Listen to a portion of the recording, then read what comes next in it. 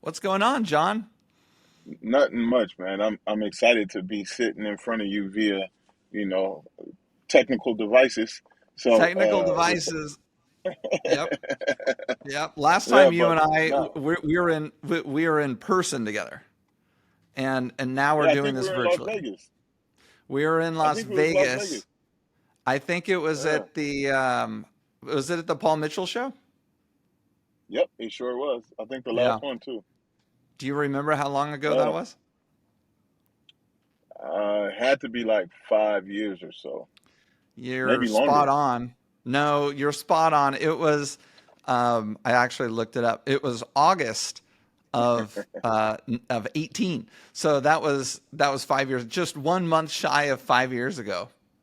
Oh man, anniversary time. Anniversary time. So for the listeners, if I mean we're going back 5 years. So I know we have some diehard listeners who have been with us the whole time. 6 years, by the way, we've been doing the show. So John was episode 42, and it was a great episode. I'll never forget it. It was a great episode. I think I even in my intro I said that you were dropping dimes of wisdom throughout the entire episode. I listened to a little bit of that episode earlier today to just kind of get an idea of what we talked about because I don't like to re-talk about things. And one of the things that I asked you way back then was what makes you nervous? And I really liked how you answered that question because you were clearly nervous answering the question about what makes you nervous. Do you remember how you answered? No, I don't remember how I answered, but I can tell you right now, I don't get too nervous of much. You know what I Yeah. mean? I like, I might have said that moment right before you walk on stage and the doors open up, but now I'm hyped. I'm ready to run out and jump on stage like crazy. Well, your answers were a little bit more broad than that. You said not being able, you said that things that make you nervous or fearful are not being able to succeed to the level that you expect, which is totally Yeah. understandable. Any ambitious person, I think, can say the same thing. And you also said not being the best father and husband that you can be to your kids and wife. I'm gonna still stay with those answers because I'm successful as hell right now, but I still feel like I still got so much more to go, and I'm like everything that I set for myself, I've accomplished since this 5 year conversation, but it's like always setting new goals and thinking about new heights. So I'm gonna still say I'm nervous about that. Yeah, of course. And the thing about this entire topic is if you say a goal for yourself and then you achieve the goal, well, you don't just sit back and chill. I mean, you set another goal, right? Yeah, And so you're constantly moving forward. And just in I haven't done an intro for you yet, but in the intro that I wrote for you, I mean, it's like, fuck, you're doing great. So why don't I just do that? Why don't I just do that intro now? So you're a Dallas, Texas based barber, and you moved to Dallas right before we talked last in 18. So we'll talk about how that's going for you. You're the CEO of Popular Nobody brand. You won Educator of the Year in 2002. no, Sorry, yeah, 2022. Naha, amazing. Paul Mitchell, artistic director. You've been with them for a long time. Andy's global educator, and Vigaro sponsored. I think Vigaro might be a new one for you, but it looks like you're doing great. yeah. I'm having fun, man. I'm having fun. Like I said, I can't.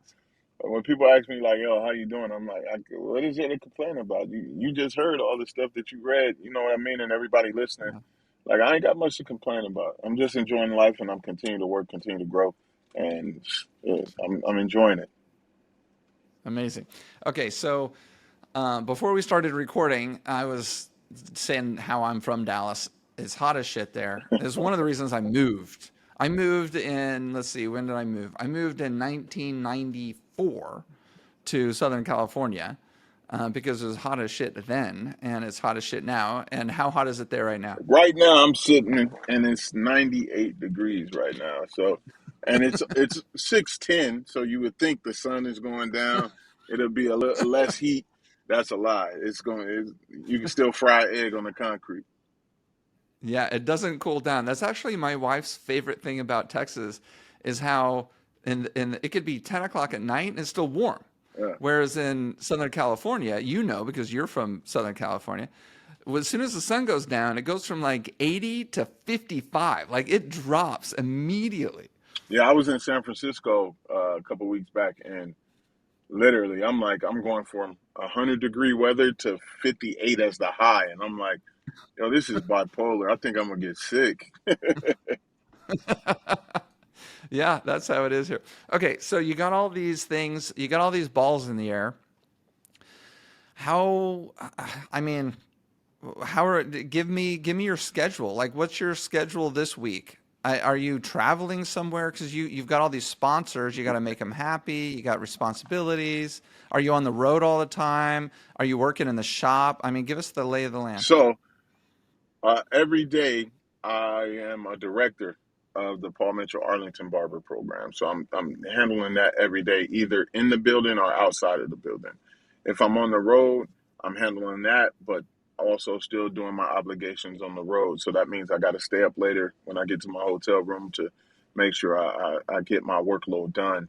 Um, Typically, on the road travel, like I just got off the road in 2 weeks, I was California twice, New Orleans for Essence Festival. I worked there. And then I was, I spoke at a graduation. I did some stuff for Vagaro. So it's like that's mainly what I'm doing. And then I have a few selective clients. So when I'm back home, I take care of those guests and make sure that they all right so that they don't leave me. Got it. Yeah. It's nice. I mean, I hear from a lot of you guys who have, over the years, transitioned from behind the chair all the time to behind the chair a little bit less and a little bit less. You still like to be behind the chair some. I love being behind the chair. I love it. I feel like that's the essence of what made me and who I am. Barbering is the vehicle, but now I'm the driver of the car. You know what I mean? So I use barbering to get me where I in the direction of where I wanted to go. And now I'm doing so much more. I feel like so many people in the hair industry only get caught up by what their license, title is.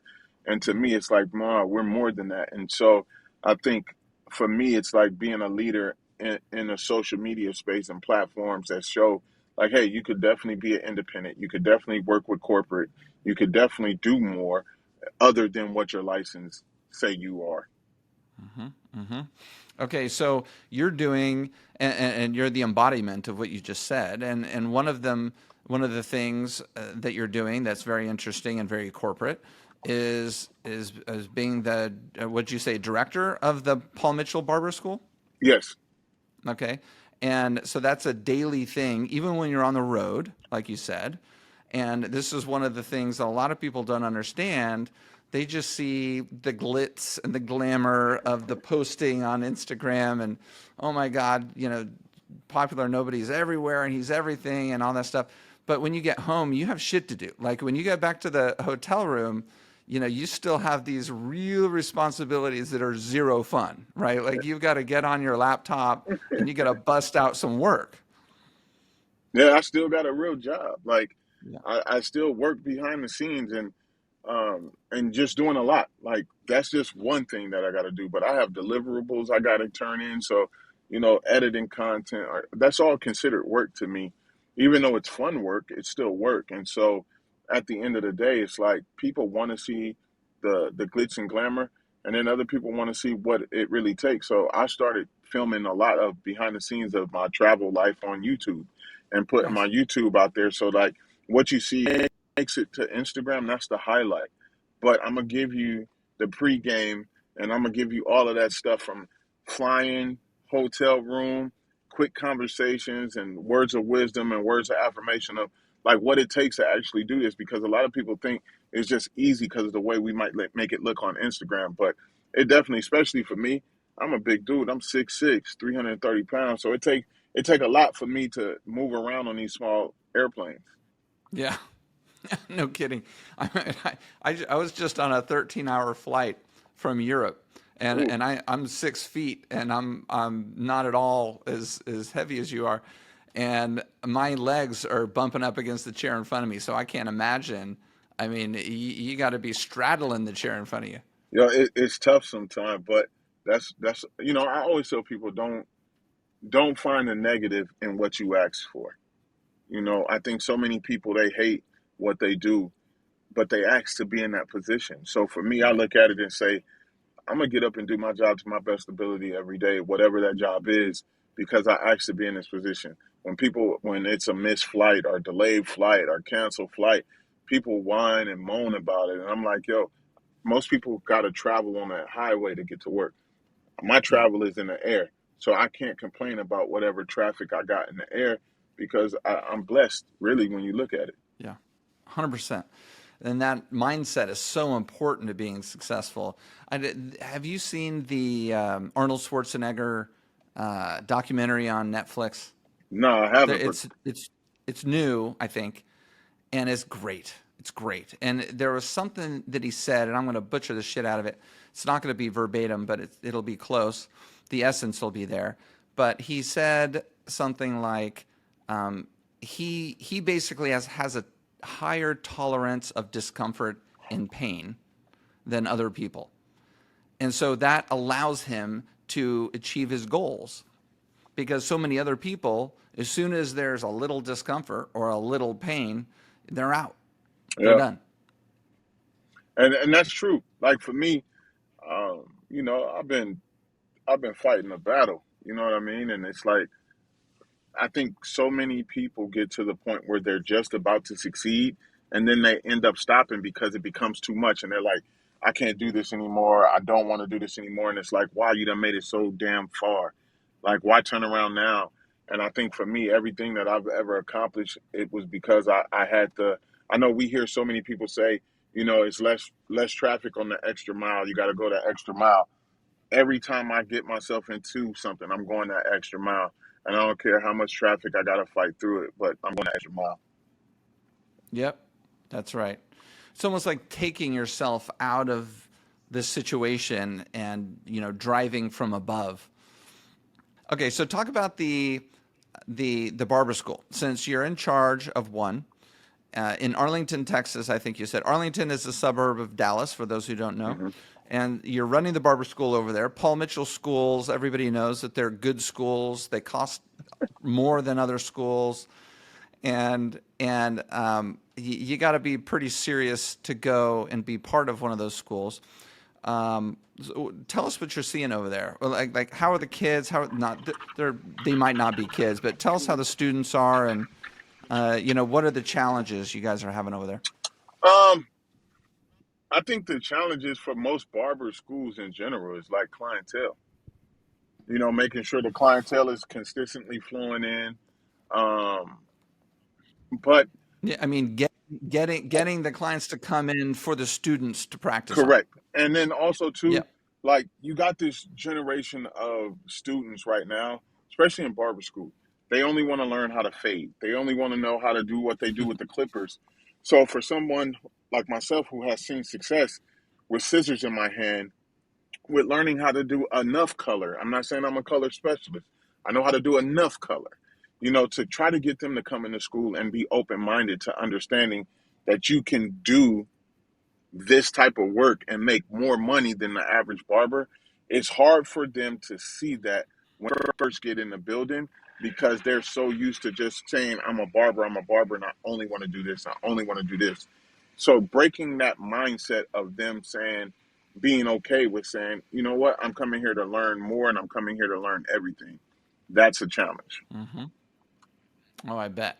Okay, and is that's part of the curriculum there? Yes. Is scissor work and stuff like that? Everything.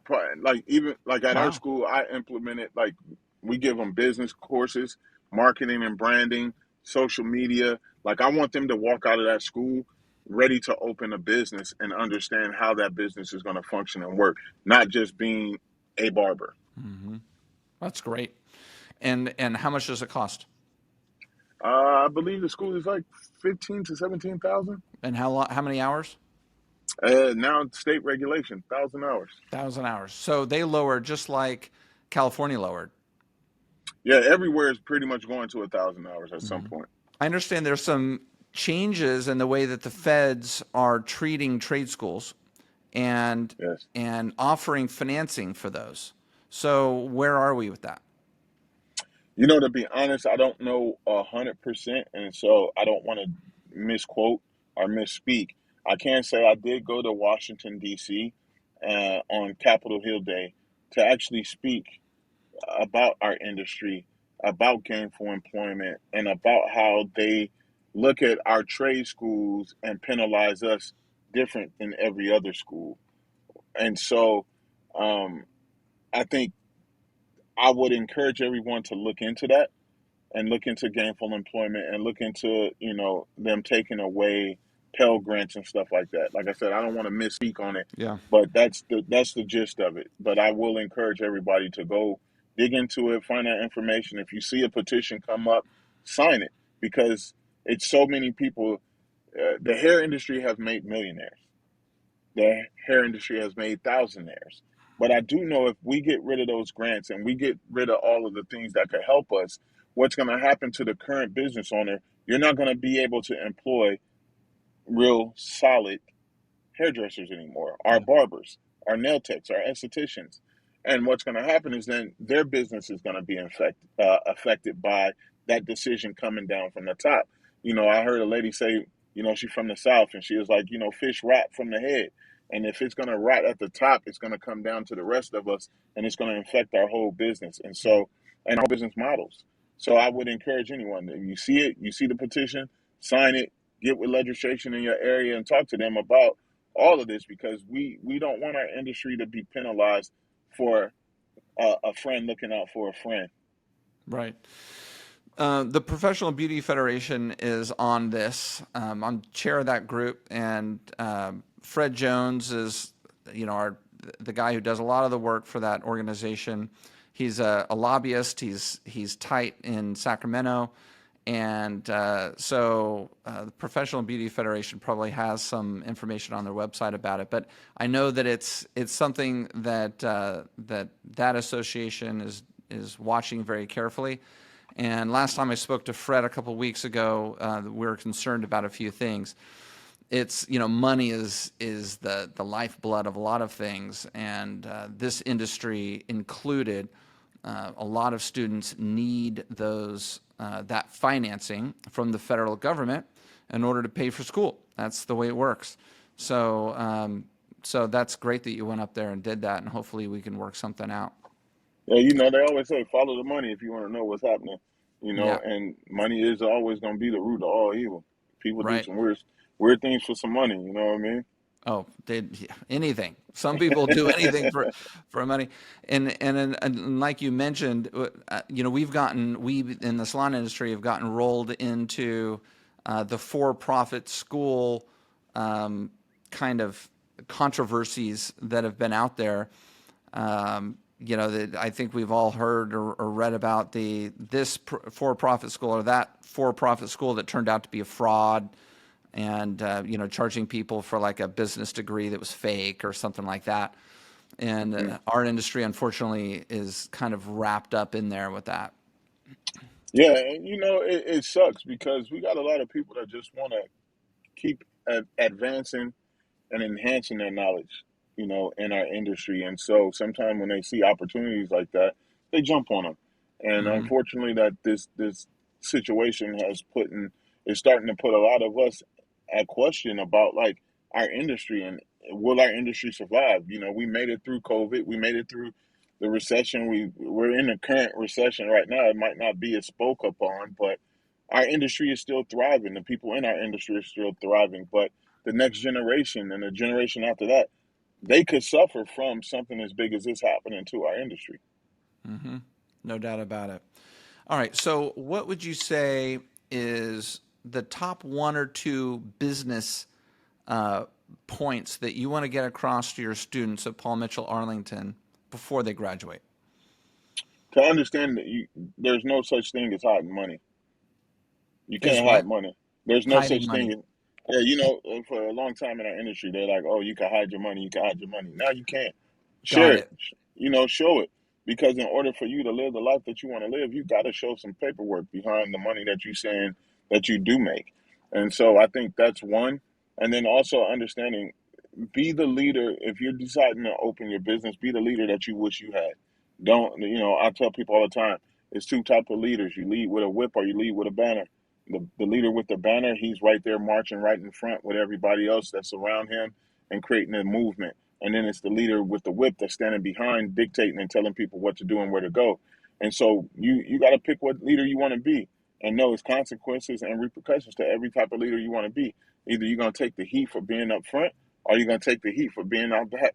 But I'm pretty sure if you take the heat from being up front, the people that standing shoulder to shoulder with you and marching and making this movement happen with you, they're going to respect you, they're going to love you, and they're going to appreciate what you're doing. Yeah, no doubt about it.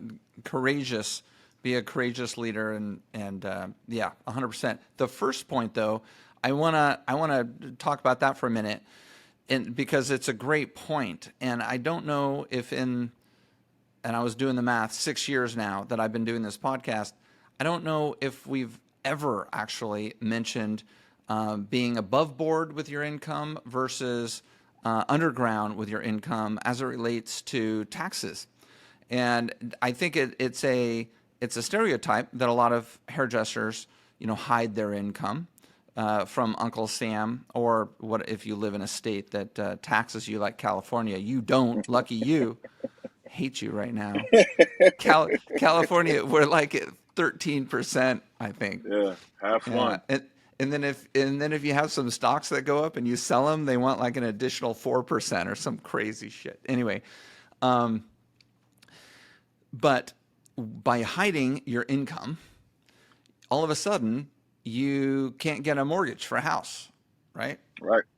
You pay more interest on your credit card. You pay more interest, like if your kid wants to go to college, you're going to pay more interest in getting them a student loan, um, and it's just not worth it. So I love the fact that you brought that up. Yeah, no, it's real. The back in the day, you could buy a house without having paperwork to show income. You could just state it income and say this is what I make, and it worked. But now you can't. It's a lot of money being floated around. And I think so many people want that old time back, but it's beneficial for you to actually show what you make. It's beneficial for, like, you could gain so much more, especially as a business owner. As a business owner, you show that you can make your business profit way more than if you could if you were hiding it. What keeps you up at night these days? Things are going well for you. Maybe what keeps you up other than the travel schedule? Uh, what keeps me up at night is thoughts of what can we do? What can we continue to be great? How can I help the next person? Somebody that's close to me is like, yo, I'm struggling. I wanna do this. I want to do that. So it's like, help. How can I help formulate a game plan for you to see the success that I'm seeing? So I think it's more of that keep me up at night. It ain't. I don't really stress about too much. Life is what it is. My book, my story already written. I'm just reading it out to the world. And so, for me, it's more or less like what new invention I could come up with, what type of new education can I deliver. It's always thinking forward to help better our industry and the people around me. So you're seeing a lot of students, probably more students these days than you've seen in the past, given how much you're on the road, and you're seeing people all over the country. I don't know if are you flying internationally? Anybody taking you Oh internationally? yeah, I've been to Rome, I've been to Scotland, I've been to Paris, London, uh, where else? Germany. Yeah, Wow, I've been a few places. that's so cool. That's so cool. Um, so with the licensed, behind the chair stylists, barbers that you're seeing these days, what are they struggling with the most? I think one of the biggest struggles I see the most in our industry right now, one is social media. A lot of people do it, but a lot of people still struggle with it because they're like still having the same kind of conversations. When do I post? What's the best type of content? Or do I need to buy the expensive cameras and expensive microphone? Like, I think that's one of the biggest challenges that I see right now. And then I think I had a lady, I was at Premier Orlando, and she was in my class, and she was telling me that she wants to learn the new stuff because when she got her license 20 plus years ago, things were different. And so I simply just told her, and it sparked a thought process for her. And I said, listen, 20 years ago, you still have the same foundation that you have today going around. I said, foundation never changed, creativity has. So I said, so when you got everything you need, you just got to tap into your creativity, but your foundation is still what it is. And she just kind of looked at me and was like, I never looked at it like that. And I was like, yeah, you don't have a problem. The thing that's holding you is the fact that you're not tapping into your creative side. And I think so for a lot of the older generation, they're not tapping into their creative side, but then they're looking at the younger generation and constantly telling them they're lucky that they have all these resources, they have all of this and they have all of that. But it's like in the same breath, you have the same damn resources. You have the same time. You have the same everything as this younger generation. Either you're going to figure out how to work with them or you're going to figure out how to hire them. But you have to get on board with everything because it's like, yeah, we don't have the same iPhone. Technology is moving, education is moving, techniques are changing, but the foundation is the same. Our iPhone is still our iPhone. It just get updated. And a lot of times we don't update our own self. We don't look at ourselves and say, hey, I need a technology upgrade or I need uh, my industry to upgrade my software. Hmm. And what do you think is the best way to do that these days? I think for one, I mean, and I asked that question from the perspective of the extreme number of resources. And there's so much, right? I mean, YouTube, hair shows, Instagram, streaming, the proliferation of subscription services. You know, that so many people, especially high profile people in our industry, came out during COVID with their educational platforms. You know, there's just so much. Like, where do you begin? I think the where do you begin? I think you begin with something that pleases you. In order to like something and to continue to want to learn it, you got to start where you like what you like. And once you do that, then you could grasp the concept of that and move on to something else. So I love like now if you look at my social media, my Instagram, instead of me putting up a minute and 30-second video, I'm literally telling you on my post, this is a 25-second clip of a gym that's going to help you get this, this, and this. And you watch that 25 seconds and it literally helps you with this, this, and this. So I look at it like we hear the word microdosing so much right now. Let me give you a microdose, microdose. I think so many people want to ingest everything, but then forget it all. So for me, I looked at it and said, let me switch it. Let me help the world out on my side, that people that follow me, and let me microdose you. Let me give you a little bit of this. So if I take a hour class, I'm going to break that hour class into 20 different videos so that you can follow it all the way through piece by piece. And I think if people start doing that more, they'll start retaining more of the information that's going to actually help them grow. Hmm. I love that. Reminds me of something that somebody smarter than I told me a couple of years ago. He said, this year is, or actually, I think it was a lady. She said, this year I'm going to reread all of my favorite books because so many of us read a book and we're like, oh, that's amazing. And then we go on to the next book and we forget everything we just read. And we don't do all the stuff that was in that book that we thought was so great. It's like a movie. You could watch a movie and then go back and rewatch it, and you're like, damn, I didn't see that piece. And then you go back again, you're Didn't like, see it. wait a minute. They that so it's like it's the same thing. But it's because we're watching Yeah. something long form. You're not giving your brain Mm-hmm. and you're not retaining that. So if you give it small form, you're gonna retain a whole lot more. Mm-hmm. Think about it. When you Mm-hmm. sit at the I, dinner table, you can have a plate of food. You eat it fast, you don't eat all of it. But if you eat it slow mhm. and chew it up real good and take your time, you're gonna eat that whole plate. Oh yeah. Yeah. And enjoy it more. Yeah, you're gonna get all the No, you're right. flavors. You're gonna get all the flavors. Take it slow. Mm-hmm. That's right. Okay. So given where you are right now, Yes, sir. after talking to you here for 30 or so minutes, I imagine you're getting a lot of opportunities. So you're doing a lot. Hmm. And I'm sure you're getting more opportunities, people hitting you up to do this or that. How do you choose? How do you prioritize where to spend your time? So a lot of people will think. that I would prioritize by a paycheck because you see me doing so much work. And it's not the money doesn't actually make me move faster than my happiness. So I prefer to go after what makes me happy because that's going to provide a bigger paycheck because I'm excited to do my job and I could perform better. So for me, it's different that way. It's like that's where I like to go. I like to prioritize that way. What's going to keep me happy? What's going to make me happy? But then on the other flip side of that, it's like, where's the opportunity at in this? Is this just for the company or is it for both of us? How are we both going to benefit from this opportunity here? And does it have a purpose that aligns with my purpose?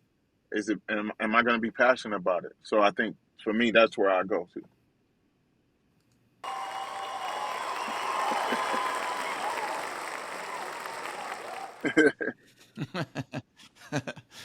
Um, so, so for those who want to get sponsorships and have some money coming in, maybe when they're not behind the chair, give us some idea. I mean, it's been a number of years now that I think the influencer marketing element of our industry has kind of professionalized. I mean, you have contracts, you have, right, the contracts lay out, they specify how many times you have to post and how many things you're going to do and how much you get paid on a daily basis, Yep. right? Or is it loosey No, goosey? no. When you start getting into, I don't even like, I don't really like using the word influencer because, I know, I hate it too. I didn't know what else yeah, to say but though. that's the word we got to use because everybody listening, that's what they're Right. familiar with. Um, yeah, when you get into that influencer side of the world and they're paying you for your likeness, it's almost like an NIL deal for a high school student, name, image, and likeness. You know, you definitely have contractual things that you got to do. You got to post some amount of times. You might have to show up to a certain amount of events. You got to, that's really it. And make sure Yeah. your deliverables are there when it's supposed to be there. Yeah. And that's how it works. But I think a lot of times, um, I'm gonna just be honest. I think a lot of times people become influencers for a paycheck instead of really influencing for the right reason. Sure. And it probably they're not very satisfied in that relationship, right? If they do it in that way. Yeah, they're chasing the paycheck instead of the happiness and really understanding how is this going to be beneficial for us. I always say if it ain't beneficial, it's artificial. Hmm. Have you engaged in a partnership at any point in your career that you wish you hadn't? No, every partnership that I've ever partnered with, I learned a lesson from. So I don't look at it like that. I That's take fair. it and yeah, I take it. I'm a process person. I love the process of things, and so for me, it's like yo, every partner that I ever had, I appreciate them because one, they gave me an opportunity. They believed in me when probably somebody else didn't. So I can't be mad at that situation. I could just be thankful and continue to do what I got to do. Give us an idea of one of those lessons. One of those lessons is being overworked and underpaid. That's the biggest lesson I think any influencer sometime will probably go through is being underpaid for the amount of work that they're given. Or prime example, I know some educators they are educators, but the company only wants to pay them as an educator, but asks them to do social media stuff. And it's like, there's a difference. Do you want me as an educator or do you want me as an influencer? Or do you want me as both? Because now influencer is actually a job title, content creator is a job title, educator is a different one. So just understanding those type of things and that type of verbiage is key for people to break down in their contract. And sometimes you might have to take a 50-50 deal. Like, yeah, I'm 50% educator, 50% influencer, but you're going to pay me for the difference. Mm-hmm. Yeah, great point. Great point. I mean, it takes real time to create content and post. It takes a lot of time. Yeah. Are you on TikTok?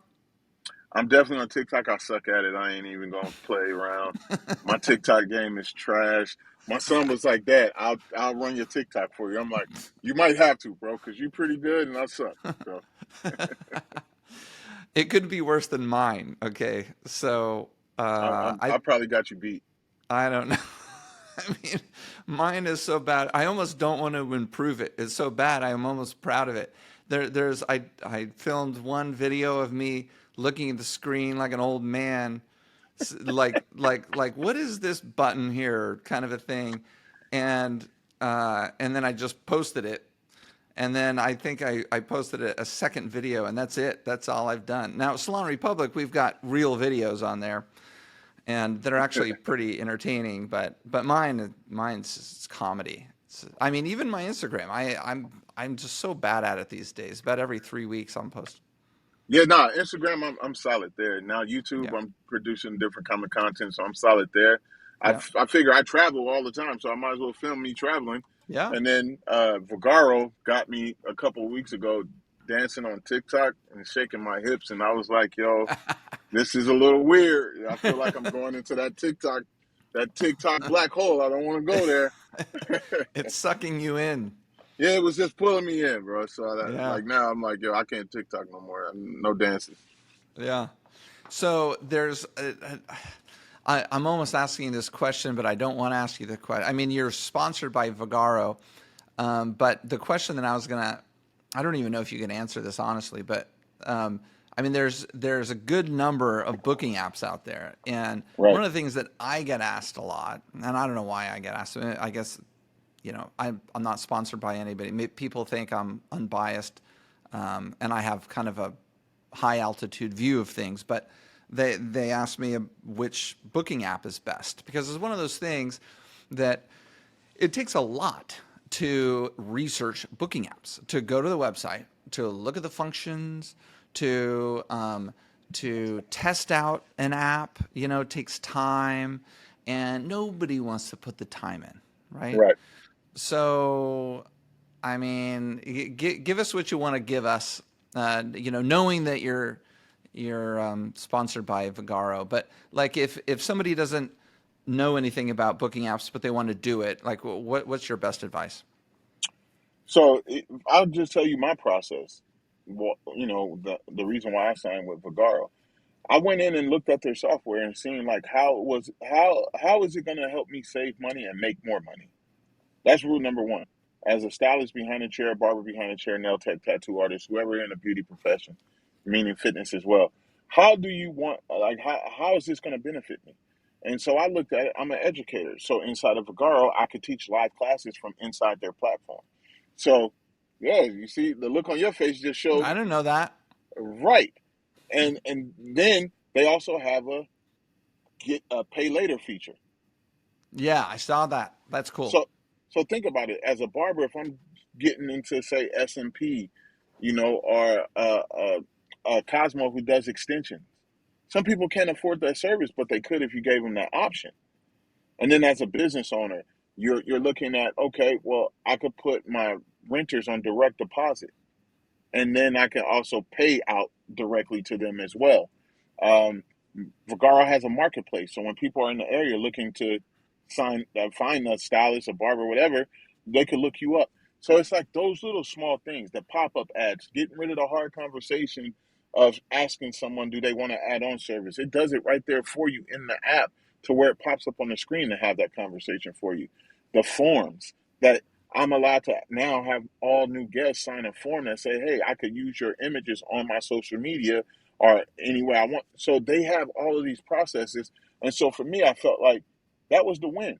And I could speak highly about something like that because I know if you don't ask somebody if you could use their stuff, you could get sued.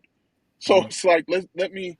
So for me, it was like all of those things tied into it that made me say, this is why I want to sign up with Vagaro. This is what I wanted to do.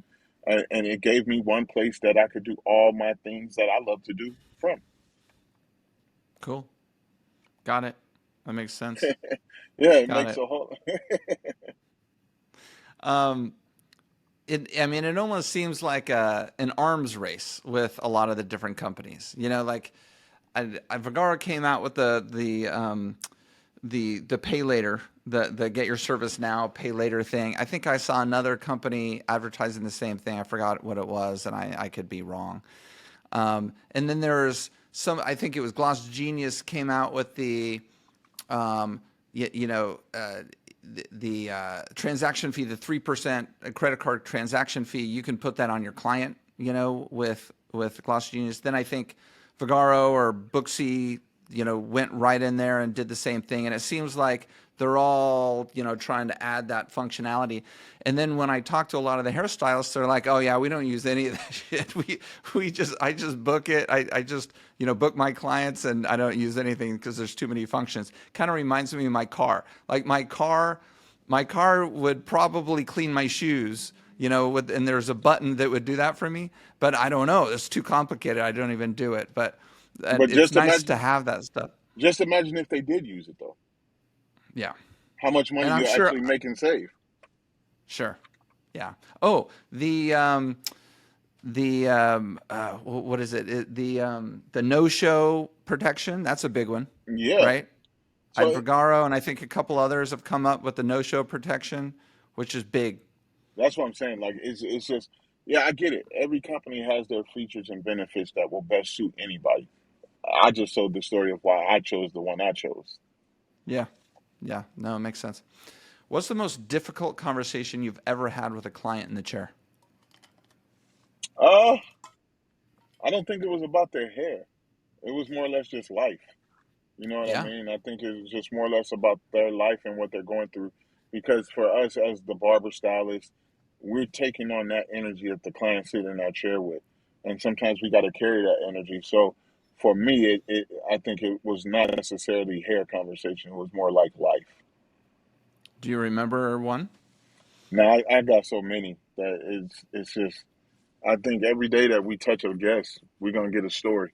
We're going to get something that they share with us. And, you just try, I feel like for me, I just try to uplift them if they're down, make sure their spirits is up high, and you know let them leave out feeling better than the way they walked in.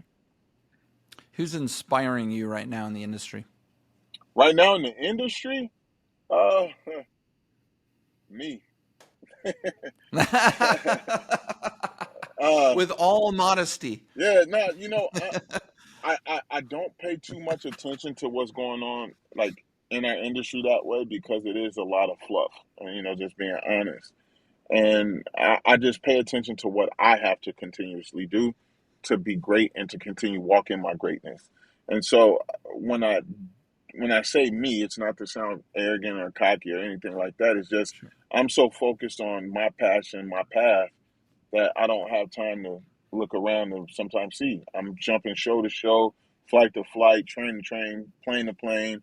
So it's like I don't really have time to sit back and really get inspired. But I can tell you something that did inspire me or made me smile was the fact that my brother Roger Samuels, he was like, mentor, big bro to me. I won NAHA 22 Educator of the Year, and he double backed and won NAHA 23 Educator of the Year. So that moment, like mentor to mentee type situation, definitely is an inspiration. Wow, that's so cool. If you could wave a wand and change anything about the industry, what would it be?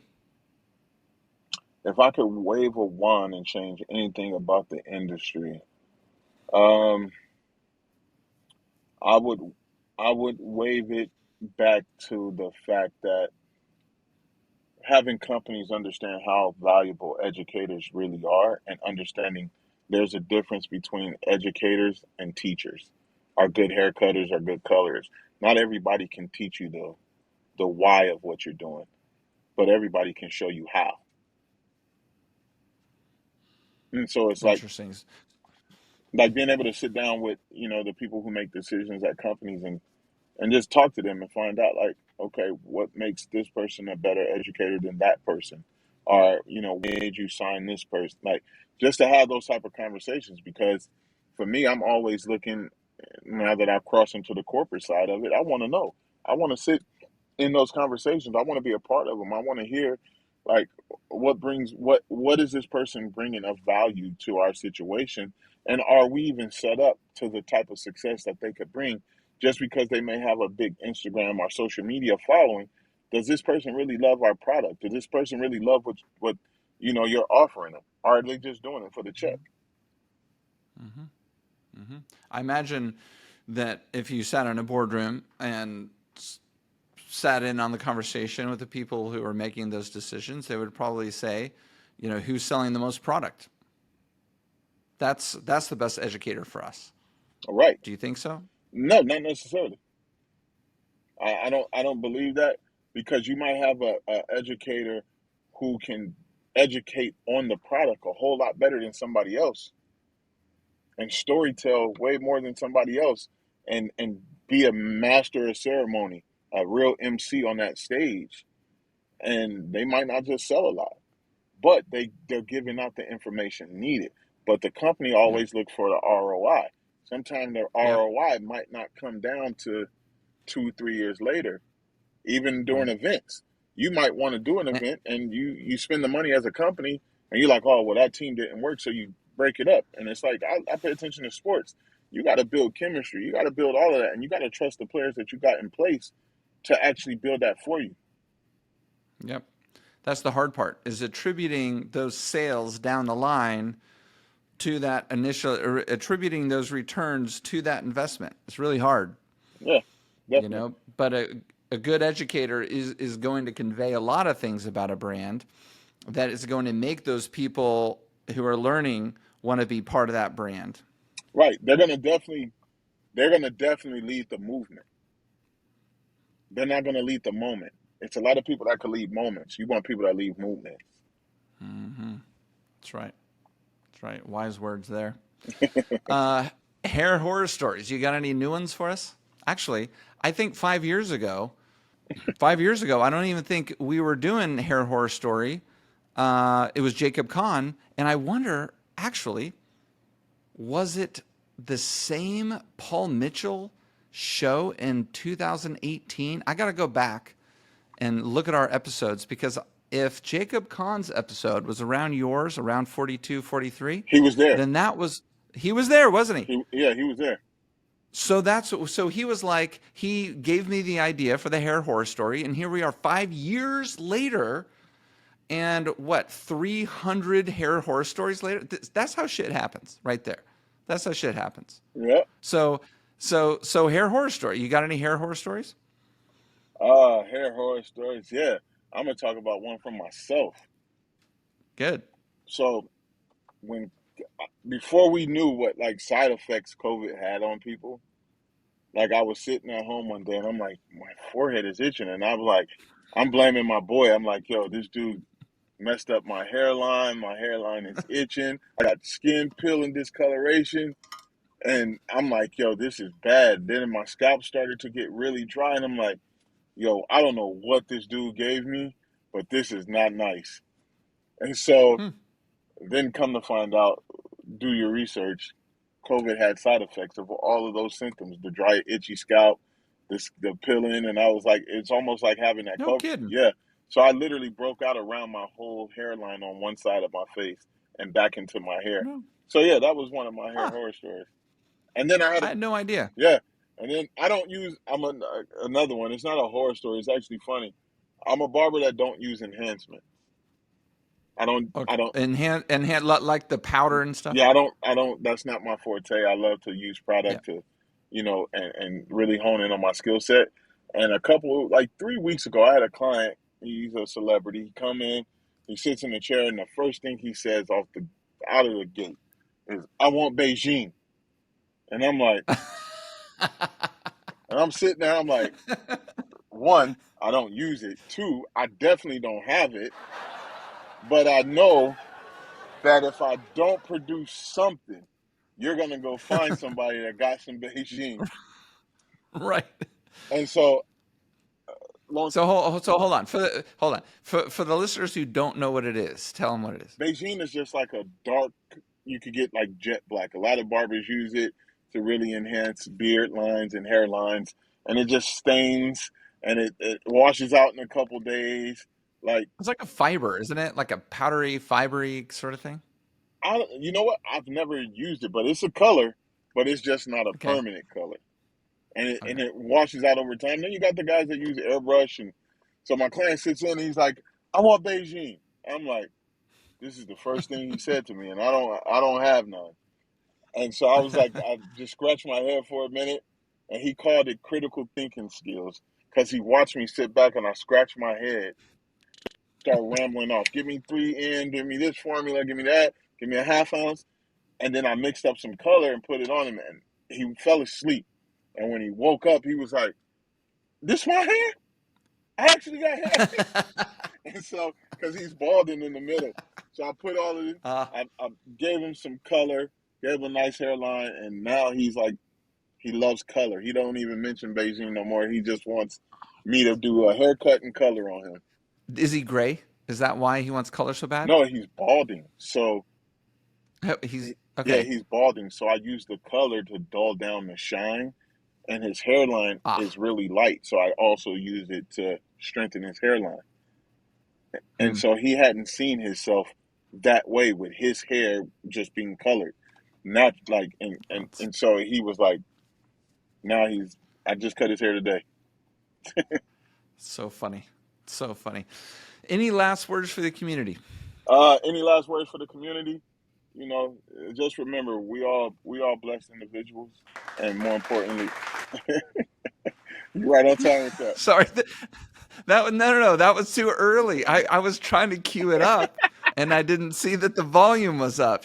It's all right. I got You you. know, sorry. Go ahead. Nah, you know that we're all blessed individuals. We have an opportunity to touch people's lives every day. We can't change people's lives because we don't have to change it, but we have an opportunity to touch their lives. And just remember, we're all human. No matter what color your skin is, no matter what ethnicity you are, no matter your sexual or preferences, we're human, and we got to treat people as such. Especially because we are the beauty industry, and we are the reason why the world is beautiful. So we have to remember that, and we have to go into every situation with that thought that let's be human first. Amen. I love it. There we go. See, I queued it up, but I screwed it up by going too early, It's all right. I know. premature. I knew what you were trying to do. You know what I was trying to do. Does the audience forgive me for the bad timing? What one thing before we wrap things up. So I was just in Europe I took my family over there. My kids are now of the age that I could bring them over there. And I was really shocked at how bad the hair was. I went to Paris, I went to Rome, I went to the countryside, in Italy and stuff. I guess I didn't really expect the hair to be very good in the countryside. But in Paris, they can't do better. Are you kidding me? It was horrible. And, I saw some of the salons. It didn't look like they knew what they were doing very well. I spoke to a couple French ladies and they complained. They're like, nobody knows how to do color here and everything is better in the US. And I thought, I wonder if that's true or not. You've been over there, you said. What do you think? I just think it's different. We do different things than they do. I think a lot of our style is now coming from the UK inspired areas, and then Mm, a lot of what they're doing, they're trying to do it like us. So I think if you ask us over here, we want to be like them, and they want to be like us. So it's really, yeah. to me, it's like it's all the same. We just inspire each Well, other. we have a few listeners in Paris, or I don't know if they're in Paris because that's not how it works with the download reporting. But I know they're in France, and so I might lose you guys, you English speaking people over there who listen to the Hair Game podcast. But I gotta say, it is god awful over there, and I heard nothing but complaints from the clients in France. So I don't think that they've earned that stereotype that they're really great at doing hair in Paris. So there you go. That's my last comment. Dropping the mic. If I could drop my mic, I would, but You it's on a just, stand. well, you just did. I just did. There you go. I say you can't really drop a mic on a podcast anyway because nobody Nah, knows. you just got to tap it. Yeah. All right, John. Great to see you, man. I'm so happy that you're doing well and you're Thank you. surviving in the Dallas heat. Yes, And yes. then hope to see you at the next hair show. I'll be there. All right, man. Take it easy. I appreciate you.